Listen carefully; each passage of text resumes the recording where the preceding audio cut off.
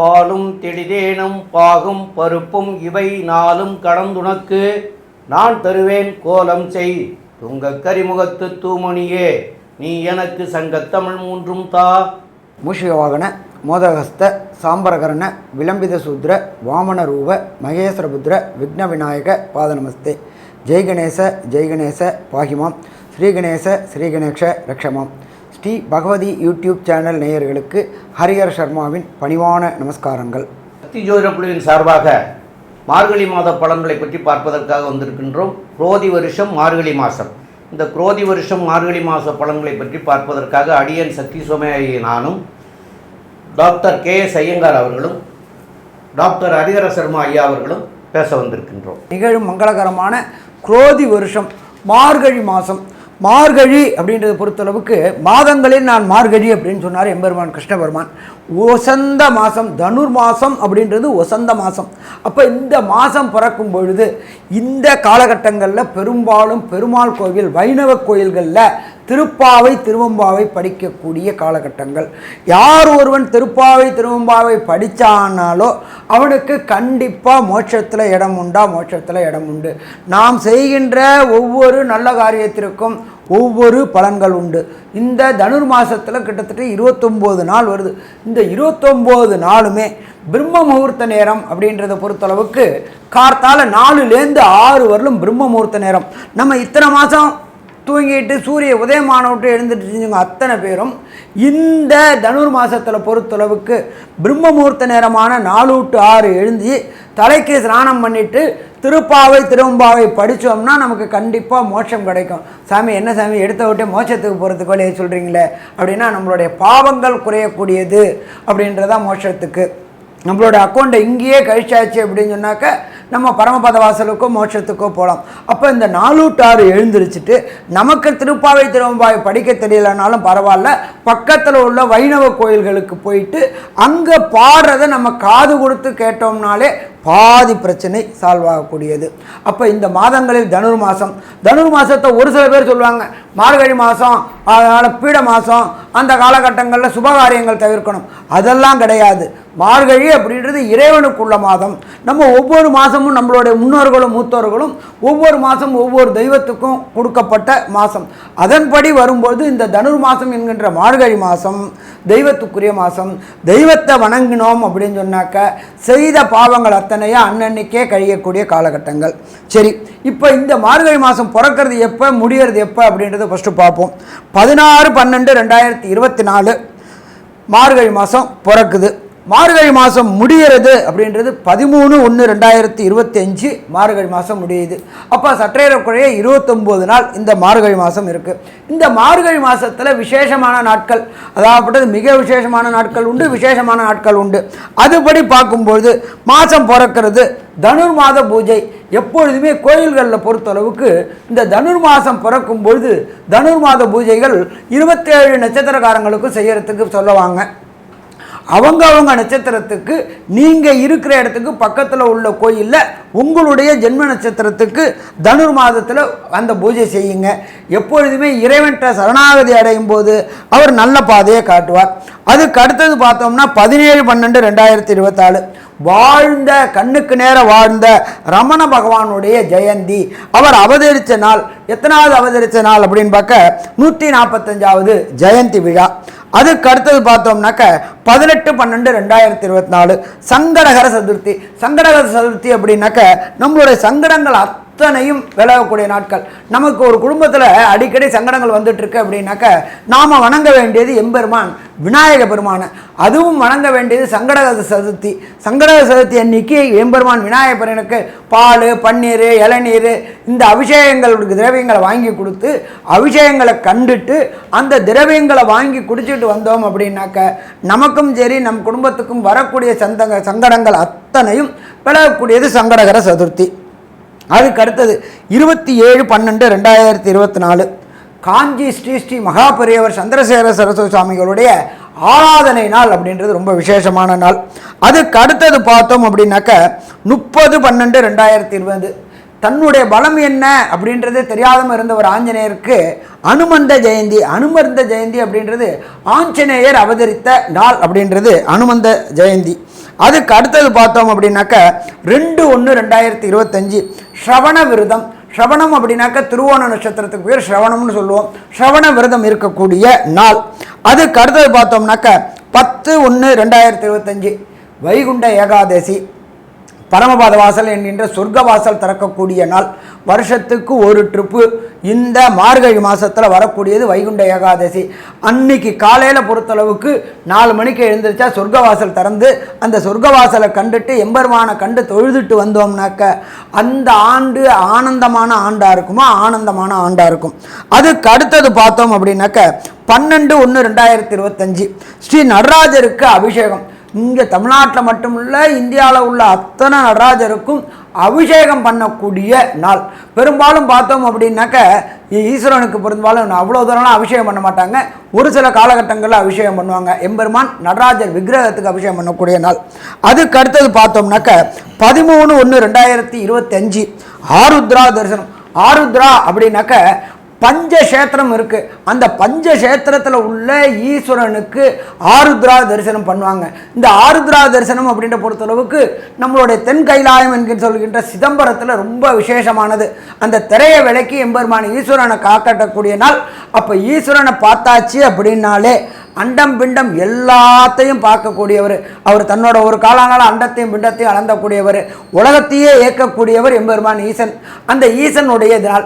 ஒவ்வொருத்தருக்கும் ஒவ்வொரு நட்சத்திரத்தில் பிறந்தாலும் எம்பெருமான் ஈசனை பொறுத்தளவுக்கு பிறப்பு இறப்பு அற்ற நிலை உள்ளவர். அவருடைய ஆருத்ரா தரிசனம் நாள் அப்படின்றது ரொம்ப ரொம்ப விசேஷம். சாமி, இதை தவிர வேற ஏதாவது விசேஷம் உண்டா? கண்டிப்பாக உண்டு. ஆங்கில புத்தாண்டான 1/1/2025 அதுதான் ஆங்கில புத்தாண்டு பிறக்குது. இதை தவிர நம்மளை பொறுத்தளவுக்கு இந்த மார்கழி பிறக்கும் போதே போகி பண்டிகை அப்படின்னு சொல்கிறோம். போகி பண்டிகை அப்படின்னா என்னன்னாக்க பழையன கழிதலும் புதியன புகுதலும் தான் போகி பண்டிகை. இந்த ஒரு வருஷத்தில் ஒரு போகி பண்டிகை வரும்பொழுது அந்த போகி பண்டிகை அன்னைக்கு பழைய அத்தனையும் வேண்டாத பொருள் அத்தனையும் எரிக்கக்கூடிய நாள். அப்போ எரிக்கக்கூடிய நாளில் நம்மளுடைய செய்த பாவங்களையும் எரிக்கக்கூடிய நாள். அதுக்கப்புறம் பார்த்தோம்னா பொங்கல் வருது, வரிசையாக வருது, அது தை மாதத்தில் வருது. அப்போ 1/1/2025 இந்த மார்கழி மாதத்திலேயே புது ஆண்டும் பிறக்குது. சரி, இந்த காலகட்டங்களில் என்னென்ன கிரகங்கள் என்னென்ன நிலையில் இருக்குதுன்றதை பார்ப்போமா? ரிஷபராசியில் எம்பெருமான் குரு பகவான் வக்ரகதியில் இருக்கார். அதுக்கு அடுத்தது பார்த்தோம்னா கர்க்கடகத்தில் செவ்வாய் பகவான் நீச்ச நிலையில் இருக்கார். காலபுருஷ தத்துவத்தின்படி 6ஆம் இடமான கன்னியா ராசியில் கேது பகவான் இருக்கார். அதே போல் காலபுருஷ தத்துவத்தின்படி 8ஆம் இடத்துல புத பகவான் இருக்கார். அதுக்கு அடுத்தது பார்த்தோம்னா மார்கழி மாதம் பிறக்குது அப்படின்னா தனுர் மாதம். தனுர் மாதத்திலேயே சூரிய பகவான் இருக்கார். அதுக்கு அடுத்தது மகரத்தில் சுக்கிர பகவானும் கும்பத்தில் சனி பகவான் வக்ர நிவர்த்தி அடைஞ்சிருக்கார். காலபுருஷ தத்துவத்தின்படி 12ஆம் இடமான மீனத்தில் ராகு பகவான் கோதண்ட ராகுவாக இருக்கக்கூடிய இந்த காலகட்டங்களில் இந்த மார்கழி மாதம் பிறக்குது. அப்போ இந்த மார்கழி மாதத்தில் ஒவ்வொரு ராசிக்கும் என்னென்ன நற்பலன்கள் என்னென்ன கெடுபலன்கள்ன்றதை பார்ப்போமா? அன்பார்ந்த மிதுன ராசி என்பர்களே, உங்களுடைய ராசிநாதன் 15 நாள் 6ஆம் இடத்துல இருக்கார். அதுக்கப்புறம் அடுத்த 15 நாள் 7ஆம் இடத்துல இருக்கார். இதில் ஒரு விசேஷம் என்ன அப்படின்னாக்க புத பகவானுக்கு மட்டும் ஒரு சிறப்பு அம்சம் உண்டு. அவர் நல்ல நிலையில் இருந்தாலும் கொடுப்பார், கெட்ட நிலையில் இருந்தாலும் கொடுப்பார். புதன் உங்களுக்கு இந்த மார்கழி மாதம் தொடங்கக்கூடிய 1/1/2025 வரலாம் 6ஆம் இடத்துல இருக்கிறார். அதுக்கு அடுத்தது 1/1/2025 13/1/2025 வரலாம் 7ஆம் இடத்துல இருக்கார். புதனை பொறுத்தளவுக்கு கெட்டு போனாலும் நல்லதை பண்ணுவாரா? நல்லதை பண்ணுவார். அப்போ ராசிநாதன் சிறப்பாக இருக்கிறார். அப்போ இந்த மிதனராசியை சேர்ந்த குழந்தைகள் அத்தனை பேருக்குமே கல்விக்காரனான புத பகவான் நல்ல வலுப்பெற்று இருக்கார். அது என்ன சாமி வலுப்பெற்று இருக்காரு? 6ஆம் இடத்துல இருக்கிறாரு, வலுப்பெற்று இருக்காரு. பிரகஸ்பதியான குருவின் பார்வையில் இருக்கார். பிரகஸ்பதியான குருவின் பார்வையில் இருக்கும்போது மிதுன ராசியை சேர்ந்த குழந்தைகளுக்கு கடந்த காலகட்டங்களில் இருந்த மறதி, ஞாபக மறதி, இங்கே இருந்த எல்லா எக்ஸாமுக்கு ப்ரிப்பரேஷன் பண்ணிட்டு போயிருப்பான். அந்த கொஸ்டின் பேப்பரை பார்த்த விட்டு ஏதோ திக்கு தெரியாமல் வெள்ளை வெள்ளையாக தெரியாமல் இருக்கும், ஞாபக மறதி இருக்கும். அந்த ஞாபக மறதிகள் அத்தனையும் இந்த காலகட்டங்களில் விலகக்கூடிய வாய்ப்புகள் விலகக்கூடிய வாய்ப்புகள் உண்டு. அதே போல் மிதுன ராசிக்கு உண்டான புத பகவான் சப்தமஸ்தானத்தில் குரு பகவானோட வீட்டில் இருக்கார். நீண்ட நாள் நாட்களாக திருமணம் தடை தாமதம் பட்டுக்கிட்டு இருந்த அன்பர்களுக்கு இந்த மாதம் கண்டிப்பாக திருமணத்திற்குண்டான காலகட்டங்கள் இதெல்லாம் ஜாதகமெல்லாம் பார்த்து பொருத்தமெல்லாம் பார்த்து நிச்சயதார்த்தத்துக்கு தை மாதத்தில் டேட்டை குறிச்சிடலாம். வரக்கூடிய மே மாதத்துக்குள்ளார கல்யாணம் ஆகி போயிடுமா, கல்யாணம் ஆகி போயிடும், கவலைப்பட வேண்டிய தேவையில்லை. சரி, அடுத்தது பிரகஸ்பதியான குரு பகவான், அவர் தான் புத்திரக்காரகன். இந்த மிதுன ராசியைச் சேர்ந்த அன்பர்களுக்கு 5ஆம் இடத்ததிபதியான சுக்கிர பகவானை பிரகஸ்பதியான குரு பகவான் 12ஆம் இடத்துல இருந்து தன்னுடைய விசேஷ பார்வையான 9ஆம் பார்வையாக பார்க்குறார். இதுவரை திருமணமாகி ரொம்ப நாளாக அசிங்கங்கள் அவமானங்களை சந்திச்சிட்டு இருந்தவங்களுக்கு சந்தான பாக்கியம் என்கின்ற வம்சம் விருத்தி கிடைக்கக்கூடிய வாய்ப்புகளும் இந்த மார்கழி மாதத்தில் கிடைக்கக்கூடிய வாய்ப்புகள் உண்டு. இதை தவிர பார்த்தோம்னாக்க வாக்குஸ்தானத்தில் செவ்வாய் பகவான் நீச்சமடைஞ்சு வக்ரமடைஞ்சு போயிட்டார். கொடுத்த வாக்குகள் கடந்த காலகட்டங்களில் காப்பாற்ற முடியாமல் அசிங்கங்கள் அவமானங்கள் இருந்துச்சு. இப்போ அந்த செவ்வாய் பகவான் நீச்சமடைஞ்சதோடு இல்லாமல் வக்ரமானதுனால சொன்ன சொல் காப்பாற்றக்கூடிய வாய்ப்புகள் உண்டு. கேட்டால் கேட்ட இடத்துல பணம் கிடைக்கக்கூடிய வாய்ப்புகள் உண்டு. ஏன்னா நம்மளுடைய ஜோதிட சாஸ்திரத்தில் சொல்லியிருக்கு 2ஆம் இடம்ன்றது வாக்கு தனம் குடும்பம். குடும்பம் அமைஞ்சக்கூடிய வாய்ப்புகள் உண்டு. கேட்டால் கேட்ட இடத்துல பணம் கிடைக்கக்கூடிய வாய்ப்புகள் உண்டு. பிரகஸ்பதியான குரு பகவான் தன்னுடைய விசேஷ பார்வையான 7, 8, 9ஆம் பார்வையாக சுக்கிரனை பார்க்குறாரு. கண்டிப்பாக புகழ் கிடைக்கக்கூடிய வாய்ப்புகள் உண்டு. நீங்கள் வேலை பார்த்துக்கிட்டு இருந்த இடத்துல இதுவரையிலும் உங்களுக்கு ரெகக்னைஸே கிடைக்காம இருந்துச்சு. இதுவரையிலும் 10ஓட 1 11 இருந்தீங்க. இந்த மார்கழி மாதம் பிறக்கும்போது 10ல் 1 ஆகக்கூடிய வாய்ப்புகள் மிக மிக அதிகம். அதே போல் இதுவரை தடைகள் பட்டு இருந்த பதவி உயர்வு பணவரவு அத்தனையும் கிடைக்கக்கூடிய வாய்ப்புகள் உண்டு. பிரகஸ்பதி பார்க்கக்கூடிய இடம் அப்படின்றது வலிமை பெறுமா, வலிமை பெறும். இதை தவிர பார்த்தோம்னாக்க சுக்கிர பகவான் என்ன பண்ணுறாரு அப்படின்னு கேட்டிங்கன்னாக்கா உங்களுக்கு பொறுத்தளவுக்கு 30/12/2024 அவர் கும்பத்துக்கு மாறுறாரு. கும்பத்துக்கு மாறுறது அப்படின்ற பொறுத்தளவுக்கு உங்களுக்கு அவர் பொறுத்தளவுக்கு இருக்கிறது 9ஆம் இடத்துல. 9ஆம் இடத்துல சுக்கிரனும் சனியும் படும்போது 9ஆம் இடம் வலுப்பெறும் பொழுது கண்டிப்பாக வெற்றி வெற்றி வெற்றி கிடைக்கக்கூடிய வாய்ப்புகள் உண்டு. இதை தவிர ஐஐடி ஜேஇஇ நீட்டு படிக்கக்கூடிய 9ஆம் இடம்ன்றது ஜோதிட சாஸ்திரத்தில் உயர்கல்வி ஸ்தானம். அந்த உயர்கல்வி ஸ்தானம் நல்லா பலம் பெறும் பொழுது கண்டிப்பாக வேண்டிய விரும்பிய இடத்துல வெளியூர் வெளிமாநிலம் தொடர்பு ஏற்பட்டு அந்த கண்ட்ரியில் போய் இருந்து படிக்கிறதுக்கு PR citizenship visa green card எல்லாமே கிடைக்கக்கூடிய வாய்ப்புகள் உண்டு. உங்களுக்கு ராசிக்கு 10ஆம் இடமான ஜீவஸ்தானத்தில் ராகு அப்படின்னாலே பிரம்மாண்டம் பிரம்மாண்டம் பிரம்மாண்டம். ராகுக்கு இடம் கொடுத்தவர் குரு. அப்போ அந்த குருவும் ராகுவும் சேர்ந்ததுனால கோதண்ட ராகுவாக இருக்கிறாரு. நீண்ட நாட்களாக வேலை தேடிக்கொண்டு இருந்த மிதுன ராசி என்பவர்களுக்கு கான்ட்ராக்டில் வேலை பார்த்துட்டு இருந்தவங்களுக்கு கன்ஃபார்ம் ஆகக்கூடிய வாய்ப்புகள் உண்டு. கன்ஃபார்ம் ஆனவங்களுக்கு ப்ரொமோஷன் ஆகக்கூடிய வாய்ப்புகள் உண்டு. அதே போல் மிதுனம் அப்படின்ற பொறுத்தளவுக்கு புதன் அப்படின்றத பொறுத்தளவுக்கு சிஏ ஐசிடபிள்யூ ஏசிஎஸ் எழுதுகிற குழந்தைகள் அத்தனை பேருக்கும் வெற்றி வெற்றி வெற்றி கிடைக்கக்கூடிய வாய்ப்புகள் உண்டு. ஸோ மொத்தத்தில் பார்த்தோம்னாக்க இந்த மிதுன ராசி என்பவர்களுக்கு மார்கழி மாதம் ஒரு ஏற்றமான காலகட்டம்னு சொல்லலாம். இதில் 2 பெயர்ச்சிகள் நடக்குது. நம்ம எப்பொழுதுமே பொறுத்தளவுக்கு மாத பெயர்ச்சிகளை பொறுத்தளவுக்கு 2 விதமாக பிரிப்போம். ஒன்று மெல்ல செல்லும் கிரகங்கள், இன்னொன்று விரைவாக செல்லும் கிரகங்கள். விரைவாக செல்லக்கூடிய கிரகங்கள் அப்படின்றது சந்திரன் அதிவிரைவாக செல்லக்கூடியது. இதை தவிர சூரியன், செவ்வாய், சுக்கிரன், புதன் இந்த 4 பேரில் 2 பேர்கள் இந்த காலகட்டங்களில் இடம் மாறுறாங்க. அந்த இடமாற்றம் என்ன ஏற்றம் தரும் அப்படின்றத டாக்டர் அஸ்ட்ரோ KS ஐயங்கார் அவங்க விரிவாகவும் விளக்கமாகவும் சொல்லுவாங்க. ஐயா, இந்த மிதுன ராசியை பொறுத்தவரையிலும் இவ்வளவு நாளாக அவங்களுக்கு சனி பகவான் வேறு பிரச்சனையை கொடுத்துட்டு இருந்தார். இப்போ சனி வக்கர நிவர்த்தி ஆகிடுது. இப்போ பார்த்தேனால் உங்களுடைய ராசிக்கு பார்த்தேன்னா 5ஆம் அதிபதினு சொல்லக்கூடிய சுக்கிரன் 8ஆம் இடத்துல மறைஞ்சி இருக்கிறதும் குரு பகவானால் பார்க்கப்படுறதும் இந்த காலகட்டத்தில் பார்த்தேன்னா உங்களுக்கு திடீர் பணவரவு வரக்கூடிய வாய்ப்புகளை கொடுக்கும். 30ஆம் தேதிக்கு மேலே பார்த்தேன்னா 30/12க்கு மேலே சுக்கிரனும் உங்களுடைய ராசிக்கு 9ஆம் இடத்துல போகிறார். சனி சுக்கிரன் சேர்ந்து இருக்கக்கூடிய காலகட்டம். 8, 9 அதிபதிகள் சேர்ந்திருக்கார். பெரிய ஏற்றம் கிடைக்கக்கூடிய காலகட்டம். வெளிநாடு போய் சம்பாதிக்கக்கூடிய பாக்கியம் நிச்சயமாக கிடைக்கும். அதை தவிர பார்த்தோன்னா மறைந்த இடத்திலிருந்து திடீர் பொருள் வரக்கூடிய வாய்ப்பு, தந்தையின் சொத்துக்கள் வரக்கூடிய வாய்ப்புகள் நிச்சயமாக இருக்கும். அது தவிர ஏன்னா சுக்கிரன் 5ஆம் அதிபதி அவரே போய் 9ஆம் இடத்துல இருக்கிறதன் மூலியமாக நினைத்த காரியங்கள் எல்லாமே நினைத்த இடத்தில் நினைத்த நேரத்தில் நடக்கக்கூடிய காலகட்டமாக அமையப்போகுது. 12ஆம் அதிபதியும் 9ஆம் இடத்துல போய் இருக்கிறதுனால நல்ல ஒரு சந்தோஷத்தை கொடுக்கக்கூடிய காலகட்டமாக இருக்கும். வெளிநாடு போய் படிக்கக்கூடிய யோகத்தை கண்டிப்பாக கொடுக்கக்கூடிய வாய்ப்புகள் நிச்சயமாக உண்டு. சமசப்தமத்தில் உங்களுடைய ராசிநாதன் 2ஆம் தேதி அன்றைக்கி போயிடுறார். 2/12/2024 உங்களுடைய ராசிநாதனும் சமசப்தமத்தில் போய் இருக்கார். சூரியனோட சம்பந்தத்தில் இருக்கிறது பெரிய ஏற்றத்தை கொடுக்கக்கூடிய காலகட்டம். இந்த காலகட்டத்தில் பார்த்தீங்கன்னா உங்களுடைய பார்ட்னர்ஸ் மூலியமாக பெரிய ஏற்றம் கிடைக்கும். அதாவது பார்ட்னர்ஸ்னால் தொழில் பார்ட்னர் இருக்காங்க இல்லையா, வியாபாரத்தில் தொழில் பார்ட்னர் மூலியமாக பெரிய ஏற்றம். தொழிலில் எல்லா வகையான முயற்சிகளும் வெற்றி பெறும். சொந்த தொழில் செய்கிறவாளுகள்லாம் பெரிய ஏற்றம் கிடைக்கக்கூடிய காலகட்டமாக இருக்கும். புதுசாக கடன் வாங்கக்கூடிய பாக்கியம் வரும்.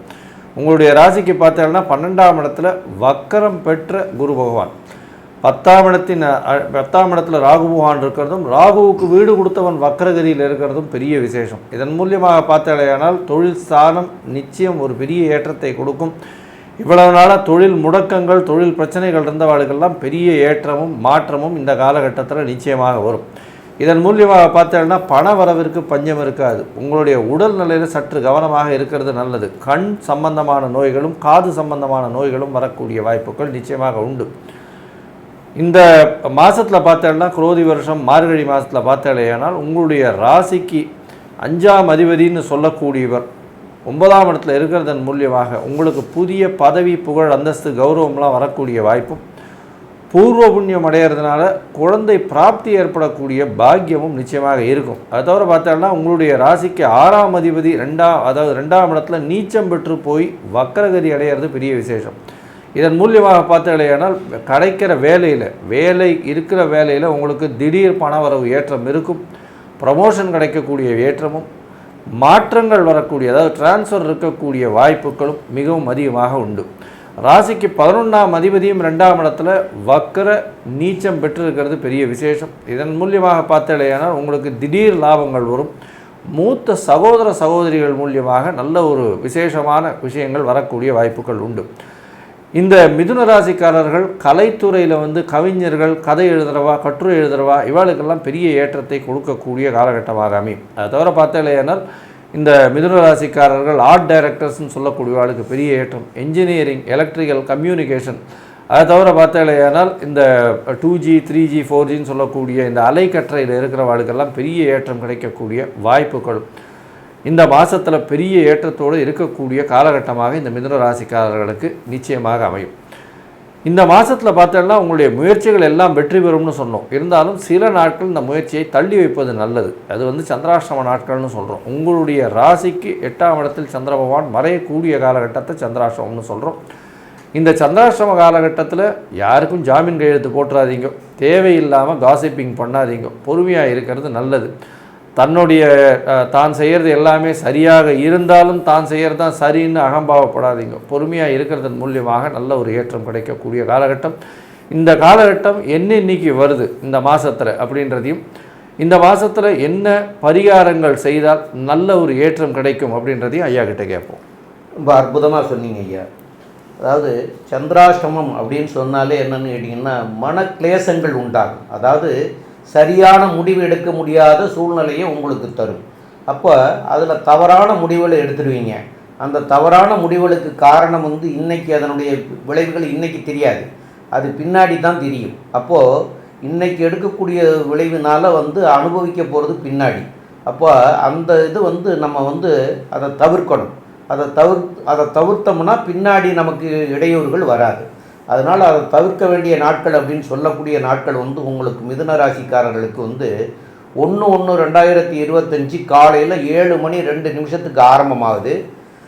அது 2/1/2025 அன்னைக்கு புதன்கிழமை, 3/2/2025 அன்னைக்கு வெள்ளிக்கிழமை காலையில் 11:58 வரைக்கும் இருக்குது.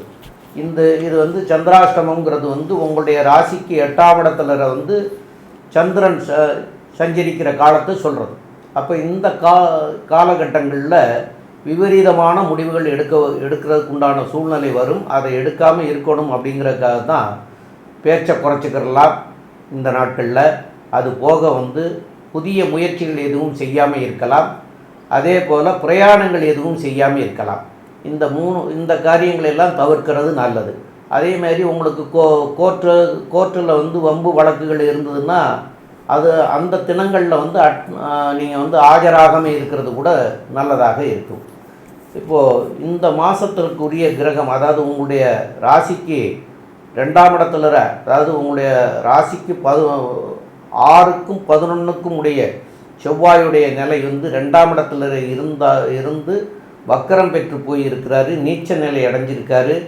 அதனால முருகப்பெருமானை போய் வழிபடுறது சால சிறந்ததாக இருக்கும்.